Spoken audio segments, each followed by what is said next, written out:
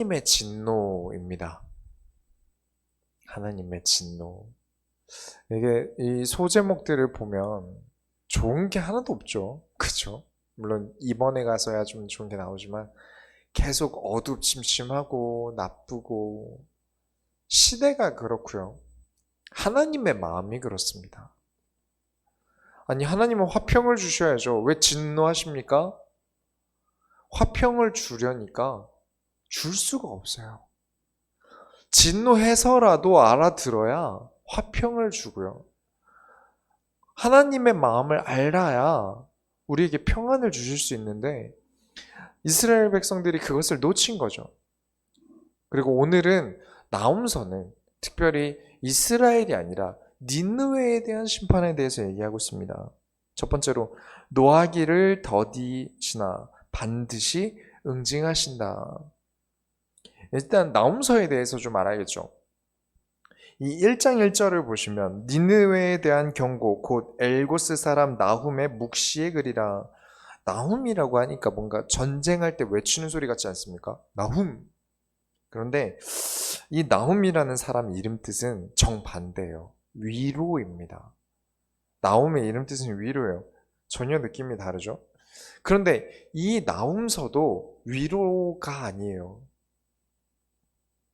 니느웨의 멸망을 알리는 겁니다.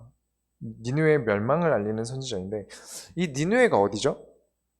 예전에 우리가 요나서를 할 때 보셨어요. 요나가 왕의 친구로 지내면서 하나님의 예언을 전하던 곳이 니느웨입니다. 물론 성경에 나오지 않지만 기록이 그래요. 그만큼 니느웨에서 큰 역사들과 하나님의 말씀을 전하는데 크게 쓰임 받았던 요나가 갔던 곳이 니느웨입니다. 실제로 이제 이 니느웨 지역의 왕궁에 요나의 무덤이 있었어요. 근데 왜 있었다라고 하냐면 IS가 이제 다른 종교 관련된 유적지를 폭파시킨다면서 이 요나의 무덤을 폭파시켰어요. 그래서 지금은 없습니다. 안타까운 일이죠. 그때 이 요나가 회개를 시키면서 죄를 그만 짓고 하나님께로 돌아오라 라는 말을 쭉 하면서 회개 운동이 일어나고 하나님이 그들을 용서하신 지 150년이 지난 이후입니다.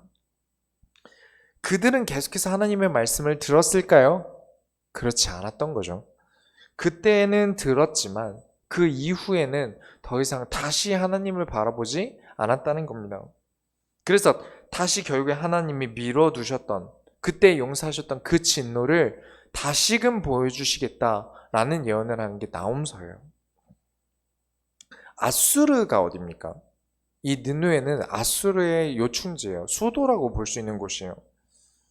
북이스라엘은 아예 멸망을 시켰던 나라가 아수르입니다. 북이스라엘을 멸망시켰던 나라예요.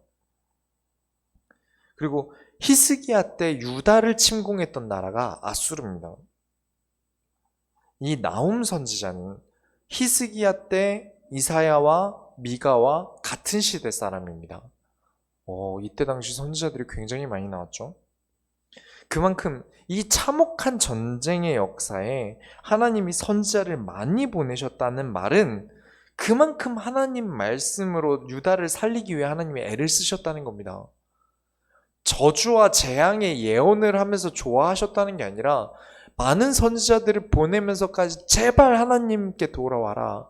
나에게 다시 돌아와라 라는 뜻이죠.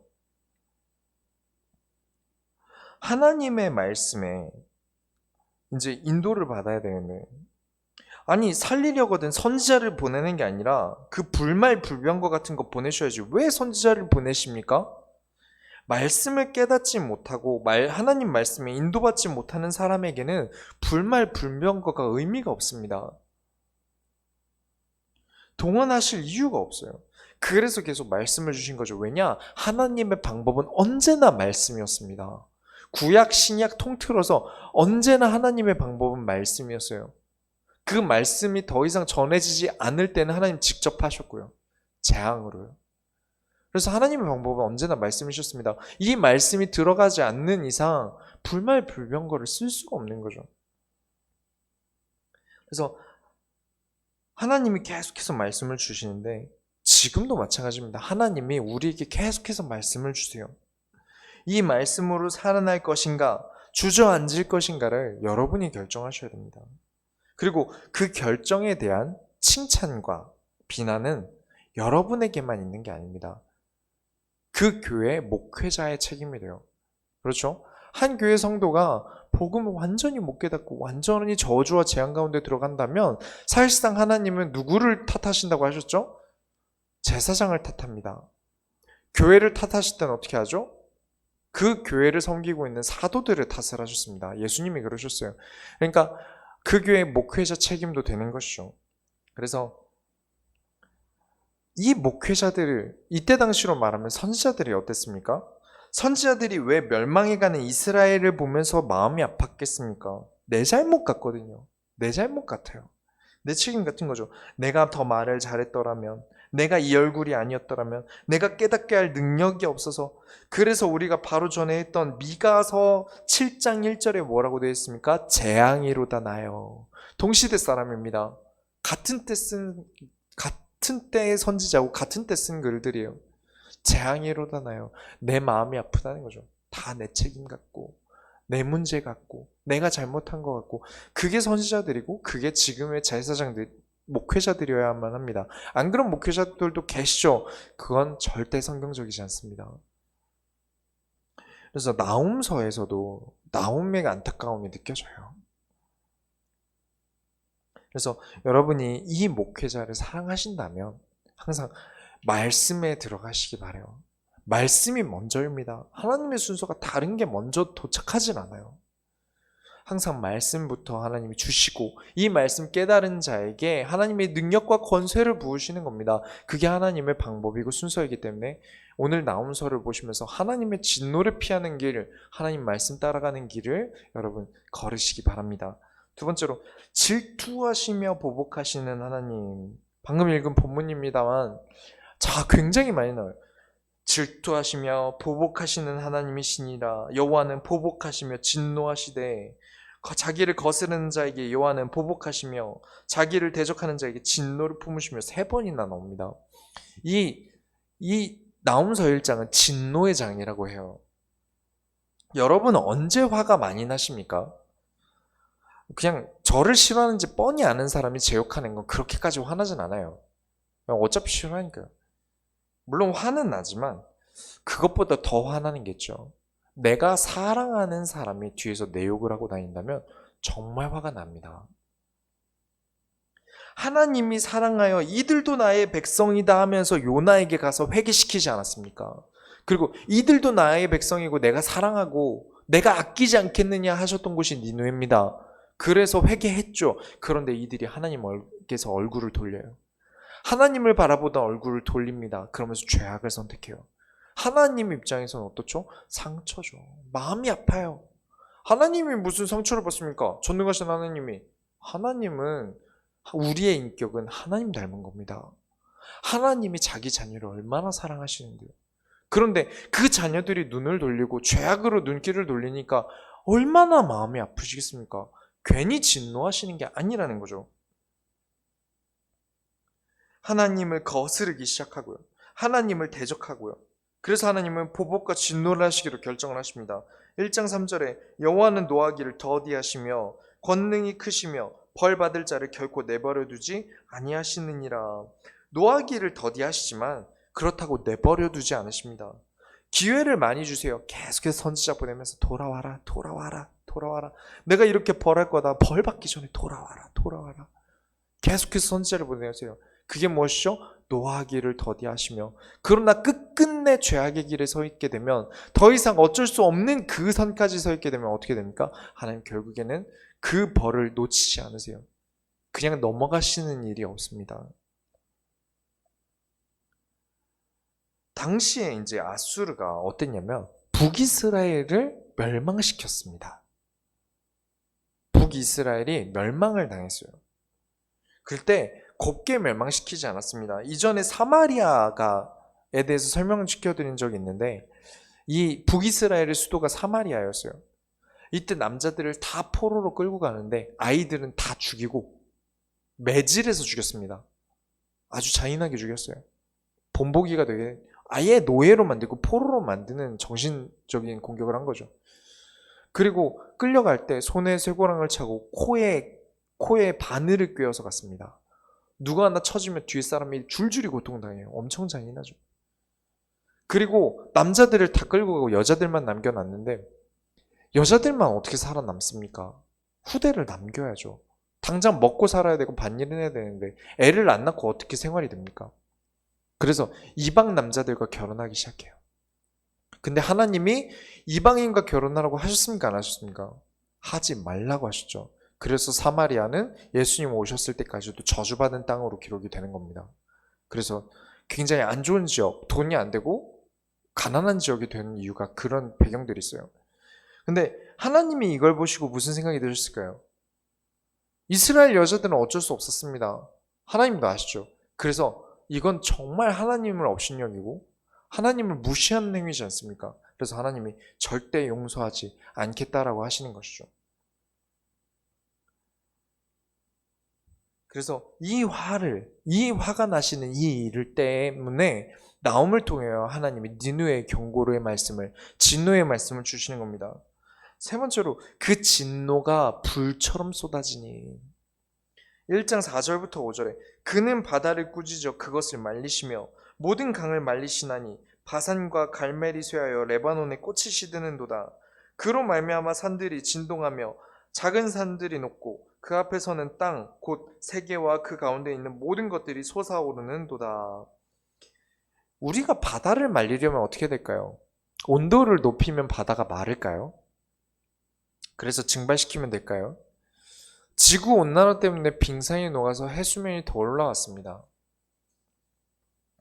되려 더 올라왔어요. 바다 물이 증가했어요. 사람이 무슨 수로 바다의 물을 말립니까? 하나님은 그걸 말 한마디면 하실 수 있다는 겁니다. 5절도 같은 얘기죠. 하나님의 말씀에 대한 권능을 무시해서는 안 됩니다. 말씀은 현실과 맞지 않아 보일 수 있고요. 말씀보다 내가 눈에 보이는 강하고 많은 것들이 신뢰가 할 수도 있지만 우리는 하나님의 말씀의 권능을 기억해야 합니다. 1장 6절에 누가 능히 그의 분노 앞에 서며 누가 능히 그의 진노를 감당하랴. 그의 진노가 불처럼 쏟아지니 그로 말미암아 바위들이 깨지는도다. 하나님의 진노는 우리 인간이 감당할 수 있는 게 아닙니다. 막으려고 과학을 발전시키고 무슨 발전을 시켜도 하나님의 진노는 막을 수가 없어요. 근데 이에 대해서 오해하고 계신 분들이 있더라고요. 우리에게 문제가 오는 거에 대해서 오해를 하시고 계신 분들이 계세요. 고린도전서 10장을 보면 내가 감당 못할 시험을 안 주신다라는 말씀이 있습니다. 그 메시지만 듣고 내 마음대로 살면서 감당만 할 만한 시험이라고 우습게 봅니다. 그게 시험이라면 감당을 하겠지만 진노면 감당이 안 됩니다. 이걸 구분하셔야 돼요. 우린 다 시험이라고 보죠. 그런데 내가 말씀과 어긋나서 끝까지 가버리면 하나님은 진노로 역사하십니다. 그리고 고린도전서 10장은요. 그리스도를 위하여 시험받는 자들에게 하는 말입니다. 내가 그리스도 때문에 나아가다가 이 일로 인해 시험을 받게 되면 하나님이 그 일조차도 그리스도로 감당하게 하신다라는 뜻이죠. 그런데 그냥 이것만 기억해요. 고난이 온다? 이길 수 있어. 감당할 만한 시험이나 할 수 있어. 그래서 열심히 머리를 굴려요. 내 머리로 감당할 수 있을 거라고 생각하고요. 완전 잘못 알고 있는 겁니다. 하나님이 노하기를 더디하시고 참으시고 기다리시다가 결국 끝내 변하지 않고 내 고집대로 살아가는 나에게 하시는 심판인데 이걸 많은 사람들이 구분을 못해요. 내가 하나님 말씀 때문에 나아가다 주저앉은 일이 생겼어도 힘을 내어 끝까지 믿음의 길을 걷는 시험과 내가 하나님 목전 앞에서 악을 행하면서 받는 심판은 완전히 다른 겁니다. 이때가 오면 돌이킬 수가 없어요. 그래서 진노가 오기 전에 하나님께서 진노하시기 전에 혹은 하나님의 말로만 진노하겠다라고 하실 때 빨리 돌아서야 합니다. 그래서 니느웨가 그때 회개함으로 구원받지 않았습니까? 하나님이 지금 이런 극악무도한 나쁜 짓을 했음에도 불구하고 노하기를 더디하시며 기회를 주고 계십니다. 우리가 그래서 날마다 점검해야 돼요. 내가 놓치고 있진 않은지, 내가 혹시 오늘 말씀을 놓치고 있지 않은지, 내가 오늘 하나님과 상관없이 내 뜻대로, 내 마음대로 살고 있진 않았는지 점검하시길 바랍니다. 건강해져요. 이게 슬프고 눈물 흘리는 게 아니라 이런 회개는 건강해집니다. 내 삶이, 내 영적인 건강이 아주 좋은 걸 먹고 있으니까요. 말씀을 먹는데 얼마나 건강하겠습니까? 두 번째로, 여러분, 정직으로 하나님께 피하시기 바랍니다. 이 정직은 솔직하란 말이 아니에요. 우리는 하나님 앞에는 정직해야 합니다. 사람 앞에 정직하라는 말이 아닙니다. 거짓말하는 말도 아니에요. 하지 않아도 될 말은 안 하는 거죠. 그러나 하나님께는 내 모든 걸 내려놔야 합니다. 왜냐? 첫 번째로 하나님께 피하는 자들을 하나님이 아시기 때문입니다. 1장 7절에 여호와는 선하시며 환난 날에 산성이시라 그는 자기에게 피하는 자들을 아시느니라. 하나님의 진노가 임하면 모든 사람이 같이 피해를 봅니다. 그렇죠? 재앙을 입었을 때 의인도 같이 피해를 봅니다. 그러나 차이가 있어요. 어떤 차이가 있냐면 믿음의 길을 걷는 우리에게는 나에게 큰 응답으로 역사하시기 위한 시험이고 믿음의 길이 아니라 나의 길, 내 길을 걷는 사람에게는 심판의 길이 됩니다. 부디 우리 교회에서는 이런 일이 없길 바라요. 왜냐? 이 설교는 우리가 초반부터 계속 해왔어요. 내가 원하는 것, 내 마음대로 여기서 벗어나서 하나님의 마음을 알고 성경을 통하여 하나님이 지금 느끼시고 계시는 마음을 알고 하나님의 뜻을 따라 살아가는 것. 이게 소원교회에서 굉장히 중요한 것 아닙니까? 왜 그러냐면 이제 우리가 다음 주에 양화진에 갑니다. 우리 교회 교인도 가고 이제 다른 교회 교인도 가요. 그래서 최대한 많은 사람들이 인원이 같이 갔으면 해서요. 왜냐면 거기는 아무도 모릅니다. 그러니까 가본 사람만 알고 계속 가요. 모르는 사람은 이렇게 교회에서 끌고 가지 않는 이상 갈 일이 없어요. 그냥 가면 무덤만 있을 거라고 생각이 들지 않습니까? 성교원 무덤이라고 하니까. 그래서 많은 분들을 최대한 초청하고 있습니다. 그런데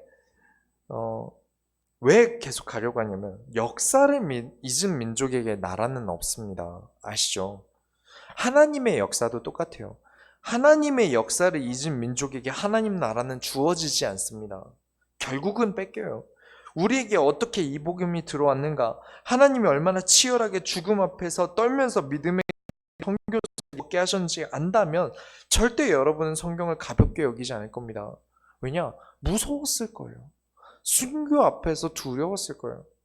나보다 내 자녀가 먼저 죽었을 때 그 슬픔을 선교사들이 겪어야만 했을 때 그때마다 하나님 앞에 서서 하나님이 지금 원하시는 게 무엇인가를 찾고 계속해서 도전하셨기 때문에 지금 우리가 여기서 편하게 하나님의 말씀을 보고 있는 겁니다. 안 그랬으면 우리는 다 공산주의자가 돼서 말씀을 보지 못하고 내내 살았을지도 몰라요. 얼마나 지금 성경책을 얼마나 싼 값에 주고 삽니까? 너무 감사하죠. 어플로 무료로 다운받습니다. 정말 감사한 시대를 살고 있습니다. 이 과정들을 잊어버리면 우리는 성경을 버려요. 말씀을 버립니다. 그래서 우리가 걸어가고 있는 이 길, 여호와는 환난 날에 나의 산성이시다. 우리의 피할 길은 사람도 아니고 내 능력도 아니고 나 하나님이 나의 산성이다. 이게 우리가 걸어가고 있는 역사입니다. 이 역사를 알기 위해서 양화진에 가요. 이게 우리 소원교회의 역사가 되길 저는 바라고요. 하나님이 기독교사에서 지금까지 증명하고 계신 길입니다. 하나님께 피하고 하나님의 말씀이 우리를 지키신다 하였다면 죽음 앞에서도 믿음을 지키고 영혼을 사랑함으로 나아가는 게 우리가 믿음으로 가는 길인데 이 길을 가는 자를 하나님이 모르시겠습니까? 한번 생각해 보세요. 하나님 몇 분이십니까? 하나님 한 분이시죠. 그럼 이스라엘 백성은 60만 명 정도 될 겁니다. 근데 아담부터 지금까지 보면 얼마나 많겠습니까?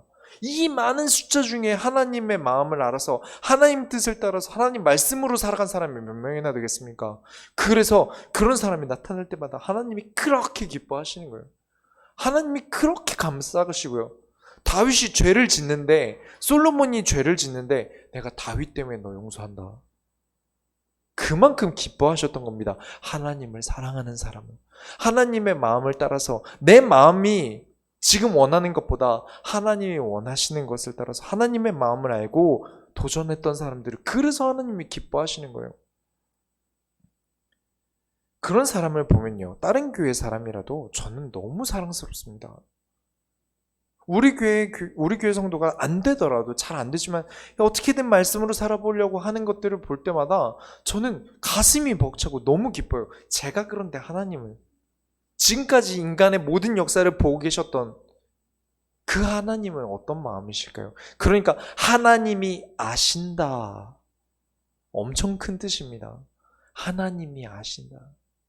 절대 잊지 않으신다. 저희 결혼식 와주셨던 분들 중에 제 동기들이 있어요. 몇 명 안 됩니다. 절대 잊지 않을 겁니다. 이번에 개척 설립 예배 때 오신 분들이 있어요. 제 동기 2명밖에 안 왔습니다. 그러나 절대 잊지 않을 겁니다. 너무 감사하니까요. 그런 것처럼 하나님의 뜻을 따라서 하나님 말씀 따라갔던 그 많지 않은 작은 숫자의 그 사람들, 하나님이 믿음의 영웅으로 쓰셨습니다. 그리고 그 교회가 우리 교회가 될 줄 믿습니다. 두 번째로, 여호와께 대하여 무엇을 꾀하느냐. 8절부터 9절에 그가 범람하는 물로 그곳을 진멸시키고 함시고 자기 대적들을 흑암으로 쫓아내시니라. 너희는 여호와께 대하여 무엇을 꾀하느냐. 그가 온전히 멸하시리니 재난이 다시 일어나지 아니하리라. 여호와께 대하여 무엇을 꾀하느냐. 우리는 하나님 앞에서 그 어떤 것도 속일 수 없습니다. 그래서 정직하시기 바랍니다. 하나님을 속이려고요? 불가능합니다. 내가 머리 써서 하나님을 부릴 수 있는 게 아닙니다. 하나님이 사람 눈치 보고 행동하십니까? 그런 건 없습니다. 언제나 우리에겐 하나님 말씀이, 우리는 하나님을 속일 수 없어요. 많은 분들이 성경을 속입니다. 왜냐? 어떻게 속이죠? 내 마음대로 이렇게 바꿔서 속입니다. 저는 성경은 정말 깊이 있게 봐야 된다고 말하는 사람입니다. 그리고 하나님의 말씀 가지고 충분히 많은 해석들과 또 단 한 구절만 가져다 쓰면 이단이 돼요. 내가 필요한 한 구절만 끌어다 쓰는 게 아니라 전체를 보면서 하나님의 구속사를 볼 수 있는 눈이 열려야 합니다. 왜 그렇게 된 계기가 있어요. 너무 가슴 아픈 일을 한번 겪은 적이 있습니다. 어떤 일이었냐면, 제가 한 2살, 1살 어린 동생이 하나 있었어요. 친한 동생이 하나 있었는데 제 신학교 동기였어요. 아버지가 목사님이셨는데 좀 마음이 아파서 제가 좀 감정이 있는데, 원래는 목사님이셨고 목회를 잘하고 계시다가 이게 목회가 잘 안 되니까 개척교회가, 그러다가 어떤 권사님을 만나셨나 봐요. 근데 이 권사님이 은사가 있으신 겁니다. 치유의 은사가 있으시대요. 그러면서 성경도 굉장히 해석을 잘하고 이분을 따라다닌 거예요. 목사님이 권사님을 따라다니셨어요. 그러면서 어떤 걸 하시냐면 때려서 병을 낫게 합니다. 감기가 걸렸다, 폐를 그렇게 때리고요. 상처가 좀 났다, 귀신 들린다고 바로 귀신아 물러가라 하면서 때리고요. 귀신 쫓아낼 수 있습니까, 사람이? 예수님은 쫓아내라고 하셨습니다. 그러나 누구 이름으로요? 예수 이름으로요. 그 권세는 예수님께 있습니다. 선택은 예수님이 하시는 거예요. 그러나 우리는 이 세상의 흑암 권세를 이기고 그리스도의 이름으로 영광스러운 승리를 위하여 그들을 내쫓는 겁니다. 그러나 그 힘은 저에게 있는 게 아닙니다. 인간에게 있는 게 아니에요. 그런데 그렇게 하셨어요. 그게 너무 심해지니까 그것이 알고 싶다에 나왔어요. 그래서 제 친한 동생도 그렇고 다 모자이크 처리돼서 나왔어요. 1시간 동안 나오더라고요. 그러고 나서 한 3개월 있다가 그 목사님 사모님이 돌아가셨어요. 그 병 낫는다고 때리는 걸 맞다가 돌아가셨어요. 끔찍한 일이죠. 그때 당시에 그 동생이 이제 군대에 있었어요. 저도 군대에 있었고요. 연락을 아무리 하고 싶어도 할 수가 없습니다. 그쵸? 이런 일이 있었는데 어떻게 세상 밖으로 얼굴을 내밀고 살겠습니까? 그 동생이. 성경은 내 마음대로 해석한다. 내 마음대로 본다. 내 마음이 느끼는 대로 행동한다. 너무 가슴 아픈 일이 생깁니다. 그 이후로 각오했어요. 한 명이라도 내 소중한 사람들, 하나님이 나에게 주신 소중한 사람들 잃고 싶지 않다. 절대로 내가 하나님 앞에서 하나님이 주시는 말씀을 온전히 받을 수 있도록 지혜와 지식 가운데 하나님 말씀을 구체적으로 절대 한 구절만 가지고 내 마음에 드는 것대로 가는 게 아니라 그 길대로 가는 것, 저는 그걸 간절히 바랍니다. 하나님이 아세요. 하나님이 아시고 우리에게 말씀을 주세요. 그렇기 때문에 어떠한 것도 하나님 앞에서 꾀하지 마시고요. 내 생각대로 하지 마시고요. 말씀 따라 인도받아가면서 천천히 하나님 원하는 게 무엇인지 따라가시기 바랍니다. 정직하게요. 그렇지 않으면 어떻게 되죠? 이런 신비주의를 하거나 어떻게 되죠? 인본주의를 씁니다. 인본주의가 더 끔찍해요. 다른 사람이 넌 이거 영적 문제야. 너 이거 영적인 상태가 그래. 아, 복음 없어서 그래. 이런 말 하면서 자기 자신 계속 드높이고요. 그렇죠? 나는 인본주의 쓰고 있지 않습니까? 완벽해야죠. 멋있는 사람이어야 됩니다. 내 흠은 감추기 위해서 계속 거짓말하고요. 하나님을 속이는 말을 하고요. 그래서 여러분 잊지 마세요. 어떠한 것도 하나님 앞에서 나는 부족합니다. 하나님이 내 길을 인도해 주세요. 나는 연약합니다. 하나님 말씀으로 나에게 하나님이 성경을 66권이나 주시면서 당신의 마음을 나에게 알게 하셨다면 이 말씀 따라 살아가게 하여 주옵소서. 이 마음을 먹으시기 바라요. 그게 제 소원이고 하나님이 저에게 큰 사건을 통하여 알게 하신 일입니다. 그래서 여러분 그의 진노를 말씀 앞에서 자꾸 무슨 머리가 돌아가서 무슨 일을 꾀하십니까? 하나님이 하시는 일이 인간의 방법으로 통하겠습니까? 누가 그의 진노를 막을 것이며 누가 그의 보호에서 나를 해치겠습니까? 1장 10절부터 11절에 가시덤불같이 엉클어졌고 술을 마신 것 같이 취한 그들은 마른 지푸라기 같이 모두 탈 것이거늘 여호와께 악을 꾀하는 한 사람이 너희 중에서 나와서 사악한 것을 권하는도다. 성경에서 떨어져 나가서 마음에 드는 대로 행동하는 것은 결국 사악한 것을 권하는 겁니다. 그냥 타버릴 마른 지팡이들이었는데 그것을 믿고 가는 것이죠. 그것을 삶으로 권유해요. 그렇게 되면요, 몸만 병드는 게 아니라 마음도 병이 드는 겁니다. 만약에 여러분이 사격 국가대표 선수라고 생각해 보세요. 그러면 잘 쏘시겠죠? 백발백중일 겁니다. 근데 만약에 여러분이 감기가 걸렸어요. 근데 쇼에 사람 머리 위에 이렇게 사과 같은 걸 올려놓고 쏴서 맞추라 그러면 여러분 하시겠습니까? 감기 걸렸다는 이유만으로도 저는 못할 것 같습니다. 저는 저를 믿을 수가 없어요. 내 상태가 항상 좋을 수 있습니까? 아니죠. 그래서 우리는 하나님이 굳이 말씀이란 걸 주시는 이유는 내가 내 상태대로 완전히 따라갈 수 없고 내가 항상 좋을 수 없기 때문입니다. 그래서 항상 흔들리지 않게 말씀이라는 걸 주신 거죠. 그래서 말씀을 따라가야 하는데 자꾸 악한 것 혹은 하나님 말씀에서 벗어난 것 그리고 자기들 눈에 보기 좋은 것 이런 것들을 따라가면 너무 소중한 것을 잃게 됩니다. 세 번째로 그들이 비록 강하고 많을지라도 12절부터 13절에 여호와께서 이같이 말씀하시기를 그들이 비록 강하고 많을지라도 반드시 멸절을 당하리니 그가 없어지리라. 내가 전에는 너를 괴롭혔으나 다시는 너를 괴롭히지 아니할 것이라.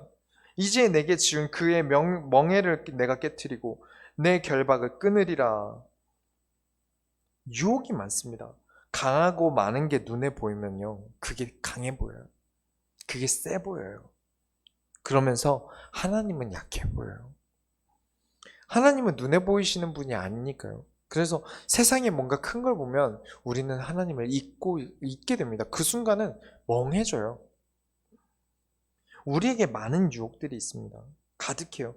그래서 모세가 모세 오경을 쓰면서 모세가 그렇게 외치던 하나님의 율법을 반드시 지키지 않으면 너희가 멸망당한다고 너희 입으로 아멘해라. 왜냐? 흔들리니까요. 가나안 땅 가면 너희들이 흔들릴 만한 우상 숭배 가득 있으니까 그들과 교류하지 말고 결혼하지 말고 그 땅에서 다 내쫓아라. 왜냐? 흔들리는 수많은 유혹들이 있으니까요. 근데 지금 이 상황은 눈에 보이는 것이 너무 많고 강하고 여기에 포인트를 두시면 안 됩니다. 우리의 인생은 항상 여기에 포인트를 둬요. 누가 강하냐? 누가 많으냐? 아닙니다. 우리는 한 분뿐이신 하나님을 믿습니다. 우리는 하나님께 의지합니다. 그러면서 여호와께서 이같이 말씀하시기를이 우리의 포인트가 되어야 합니다. 언제나 말씀을 믿기 때문에 강하고 많아도 하나님이 멸절시킬 것을 믿는 것이고요. 하나님의 말씀이 있었기 때문에 그들이 나를 괴롭히지만 하나님은 나를 지키시고 멍에를 깨트리고 결박을 끊게 하시겠다는 걸 말씀으로부터 믿고 나가지 않으면 이 역사는 이루어지지 않아요. 그래서 주저앉지 말라는 말씀을 주셨습니다. 항상 말씀으로 나아가시기 바랍니다. 결론을 내리겠습니다. 1장 14절에 나 여호와가 내게 대하여 명령하였나니 내 이름이 다시는 전파되지 않을 것이라. 내가 내 신들의 집에서 새긴 우상과 부은 우상을 멸절하며 내 무덤을 준비하리니 이는 내가 쓸모없게 되었음이라. 언젠가 하나님이 드러내세요. 우리 인생 중간에 드러날 수도 있지만 하나님은 역사의 하나님이시죠. 우리의 지금은 결국 후대에게 본보기가 됩니다. 좋든 나쁘든 어떠한 것이 될지 모르지만 우리의 인생은 후대에게 역사로 본보기가 됩니다. 악을 행하는 자들의 때에 멸망시키는 경우가 거의 없고 그 이후 후대들이 그 피값을 지게 되는 경우가 구약을 보면 허다합니다. 그리고 역사가 그렇죠. 그러니까 반드시 기억하셔야 합니다. 반드시 드러납니다. 내가 쓸모없게 되었다. 왜냐? 내가 너의 우상들을 멸절할 것이고 네 이름이 세상에 유명했지만 이제는 기억도 안 되는 이름으로 만들겠다. 후대들이 그렇게 되게 만들겠다라는 것이며, 하나님의 말씀을 바로 지키는 자들에게는 이렇게 말씀하십니다. 15절 다 같이 읽겠습니다. 1장 15절. 볼지어다 아름다운 소식을 알리고 화평을 전하는 자의 발이 산 위에 있도다. 유다야 내 절기를 지키고 내 서원을 갚을지어다. 악인이 진멸되었으니 그가 다시는 내 가운데로 통행하지 아니하리로다 하시니라. 우리는 말씀을 믿습니다. 언젠가 그 믿음으로 인해 다 보게 될 것입니다. 그래서 볼지어다. 그리스도로 살아감으로 믿음을 전달하는, 화평을 전달하는 자의 발이 산 위에 있도다. 산 위에 있다는 뜻이 무엇이죠? 아까 산들을 다 녹아서 무너뜨린 다음에 다른 땅들을 지면서 끌어올린다고 하시고, 지금 뭐라고 하시죠? 산 위에 있도다. 하나님이 높이 쓰시겠다는 겁니다. 그 자를 들어서 쓰신다는 겁니다. 우리는 내가 나를 빛나게 할 방법이 없습니다. 왜냐? 우린 연약하니까요. 우린 부족하죠. 그리고 나는 본래 의지할 만한 존재도 아니고 빛나는 존재도 아니고 뛰어난 존재도 아닙니다. 하지만 하나님과 함께하는 자라면 하나님이 세상에 믿음의 본을 보이기 위해서라도 나를 하나님께서 들어 쓰시는 겁니다. 하나님은 나를 이 세상의 악함이라는 산 위에 화평을 전하는 자로 서 있게 만드실 것입니다. 이 사실을 믿으십니까? 그렇다면 여러분, 하나님의 진노를 피하는 유일한 길인 하나님의 말씀으로, 하나님이 이같이 말씀하셨다라는 그 말씀의 믿음으로 기대어 살아가시기 바랍니다. 우리가 하나님의 소원을 이루어드립시다. 기도하겠습니다. 하나님 감사합니다. 우리가 하나님의 진노의 길에 서 있지 않게 하여 주옵소서. 우리가 믿음의 길을 서 있기 원합니다. 이 길은 비록 좁을지라도, 이 길은 비록 많은 사람이 걷지 않았다 할지라도 우리는 하나님이 기뻐하시는 길을 걷기 원합니다. 하나님, 우리가 하나님의 말씀을 따라갈 담력을 얻게 하시고 이 말씀에 순종하게 하여 주옵소서. 살아계신 예수 그리스도의 이름으로 기도드렸습니다. 아멘.